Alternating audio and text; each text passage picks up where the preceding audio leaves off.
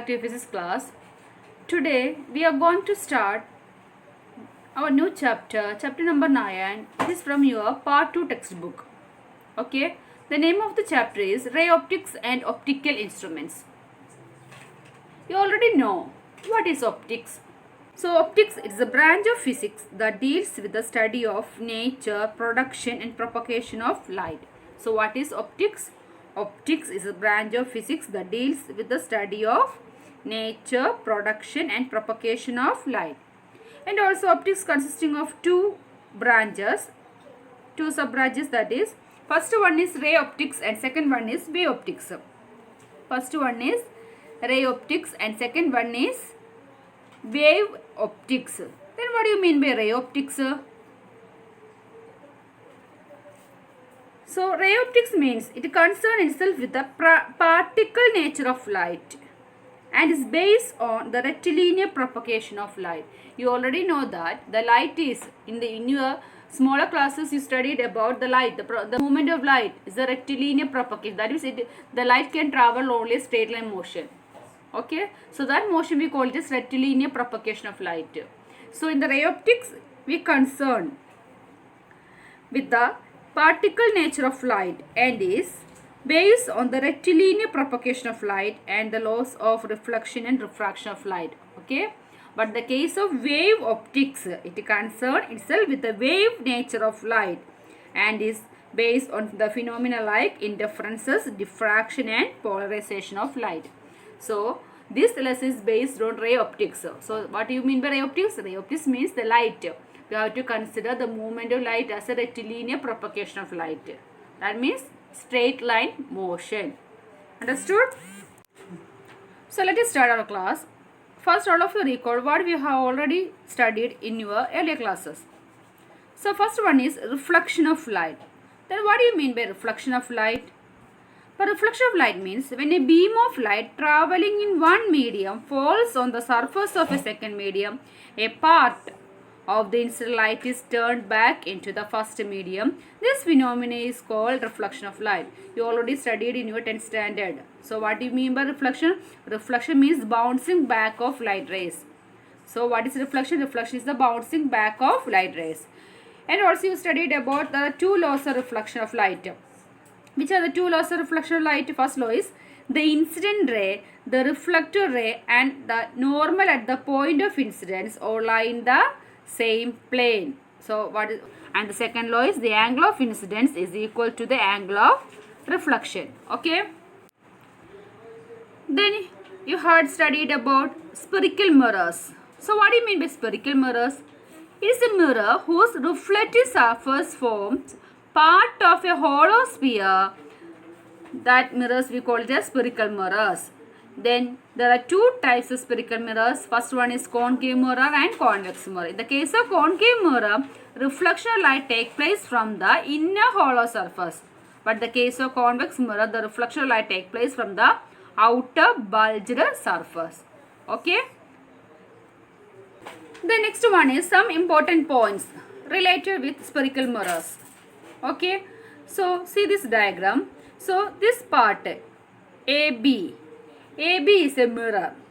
Okay. So this mirror, this spherical mirror is a part of a sphere. So first we have to study about pole. So pole means the center of the spherical mirror, we call it as pole. So what is pole? Pole means the center of the sphere, we call it as pole. The next one is center of curvature. So center of curvature is the mirror is a part of a sphere. The mirror is a part of a sphere whose center we call it as center of curvature, denoted by letter C. Okay. The next one is radius of curvature. So what do you mean by radius of curvature? The spherical mirror is a part of a sphere whose radius is called radius of curvature. So this point, this length P to C is its radius of curvature. Okay. The next one is aperture. So here we have to study about two types of aperture. First one is linear aperture and angular aperture. In your 10th standard you already mentioned the name aperture. So first one is linear aperture. So what do you mean by linear aperture? It is a diameter of the circular boundary of the spherical mirror. So what is linear aperture? It is the diameter of the circular boundary of the spherical mirror. So this diameter AB, we call it as linear aperture. Okay, AB is linear aperture. Then what about this angular aperture? Angular aperture means this angle ABC. So this angle we call it as angular aperture. That means it is the angle subtended by the boundary of the spherical mirror at the center of curvature C. We call it as angular aperture. Okay. The next one is principal focus. So see this diagram. This is a concave mirror. Then tell me what is the principal focus of a concave mirror. So when a ray of light parallel to the principal axis, all the light rays after reflection converge to a point. Okay, that point we call it as principal focus of a concave mirror. Okay, but in the case of a convex mirror, all the light rays appear to diverge from a point. After reflection, all the light rays appear to diverge from a point. That point we also call as principal focus of a convex mirror. Okay, the distance between pole and focus we call it as what? Focal length. Okay, so what is the principal focus?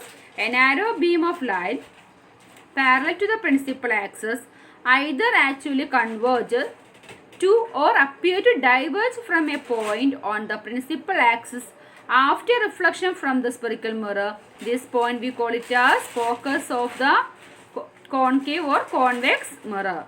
Okay, the distance between pole and its focus we call it as focal length.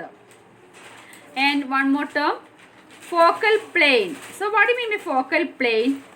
So focal plane means the vertical plane passing through the principal focus and perpendicular to the principal axis. So here we have to consider. So this is the principal focus.